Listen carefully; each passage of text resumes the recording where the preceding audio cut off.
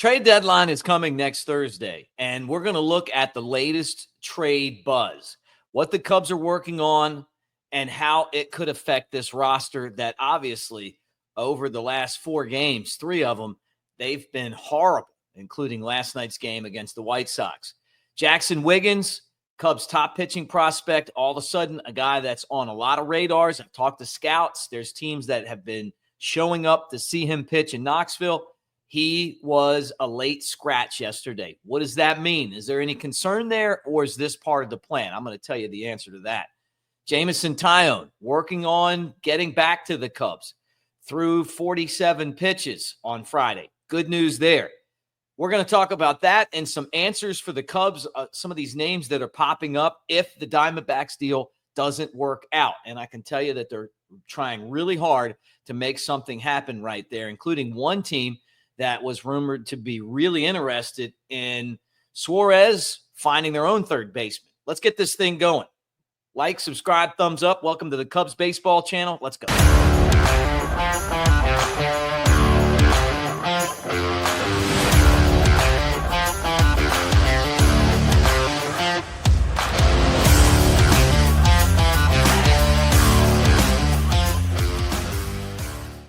What do you say, everybody? Welcome to the Cubs baseball channel. We are presented by D Community. That's our Web3 home where we're going to give away playoff tickets and more prizes there. It's also a place where we're all going to get together and talk. We do that in the comment section. We're going to keep that too.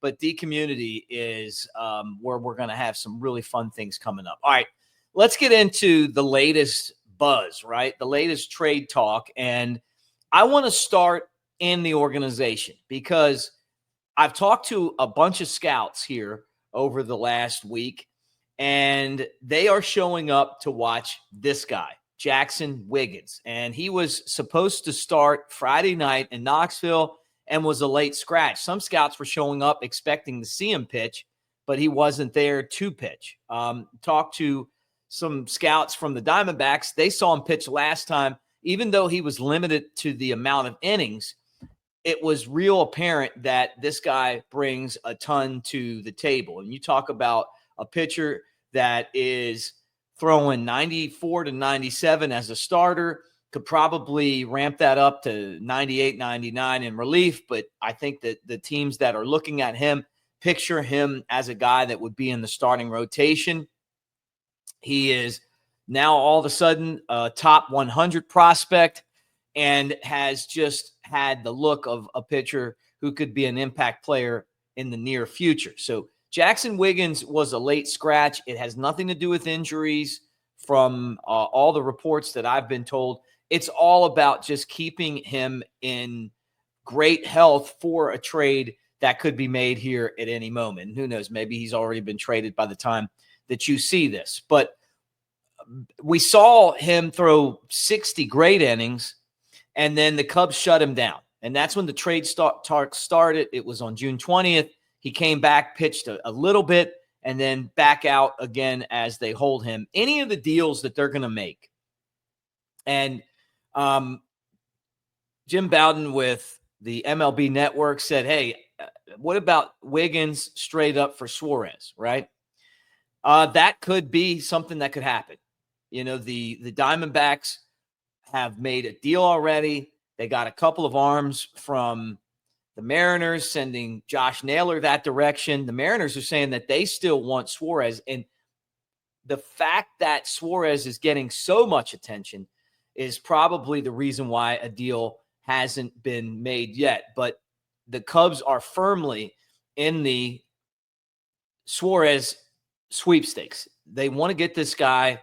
He leads the National League in home runs. He would be a big bat in that lineup. That would just be that much tougher. Then they could use Shaw potentially as a utility guy if they don't go out and trade for somebody like Willie Castro or Key Brian Hayes, two names that keep popping up.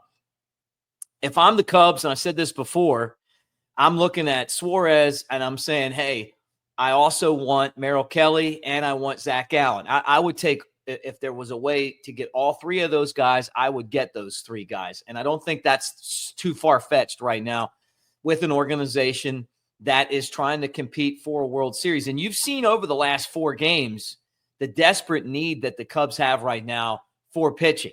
The starting pitching, even with Shota Imanaga getting bombed, which is going to happen from time to time. But the 5th starter option has not been good for the Cubs since Jameson Taillon went down. We saw Colin Ray get roughed up.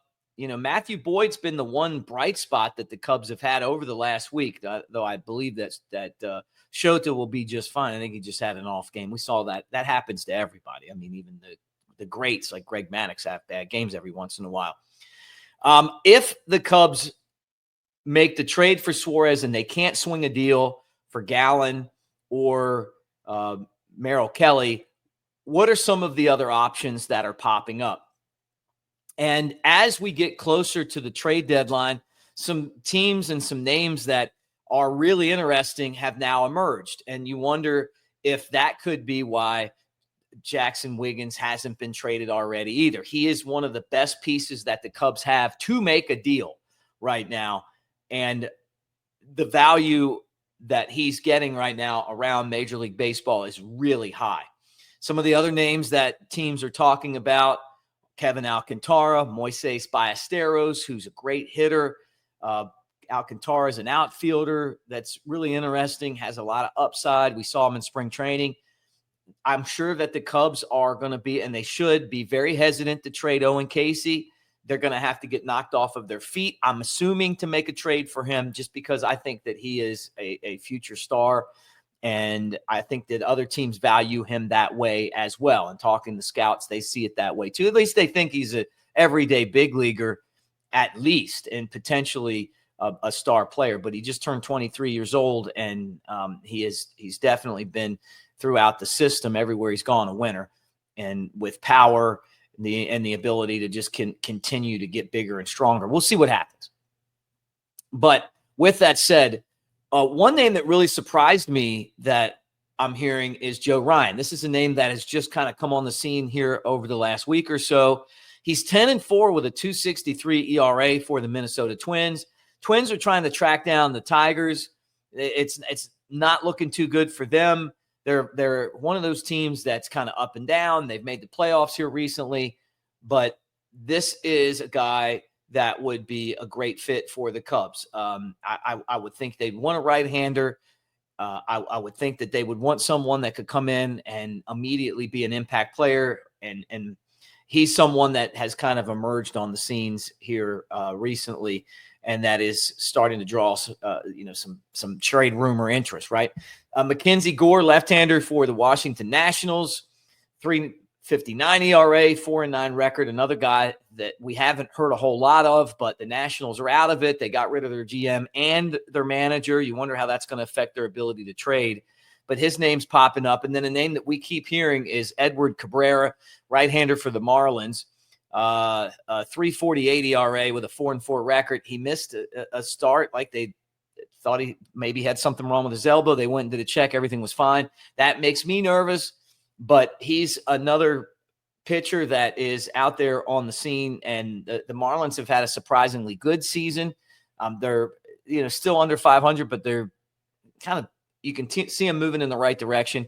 They've been World Series champs twice, making good trades and drafting well and developing. So those names have kind of emerged right now in the starter spot that the Cubs are trying to fill if they can't get something done with the Arizona Diamondbacks. So it was interesting to see Jaxon Wiggins scheduled to start. I never thought he was going to start and then not start.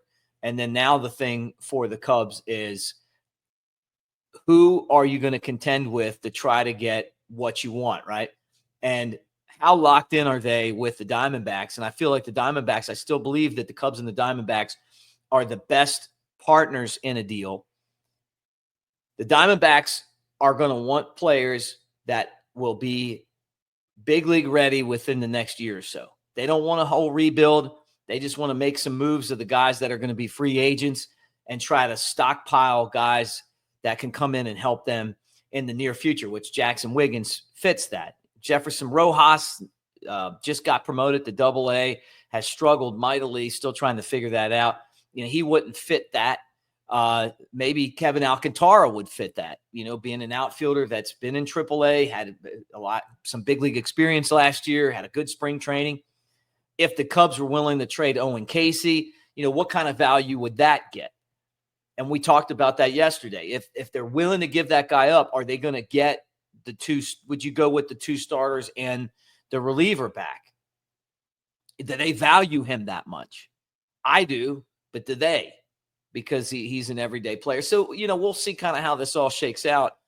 A lot of it's what a team's looking for in return and what their game plan is over the next, 4 or 5 years. Some teams like the Dodgers like to go really young and then develop those guys up because their big league roster is so stacked. And you saw that in the Michael Busch trade.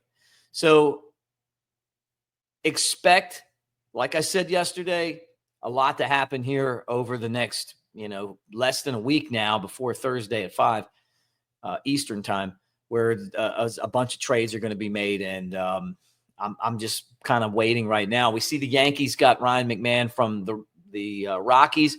That takes them out of the Suarez sweepstakes. Is that a guy that the Cubs wanted?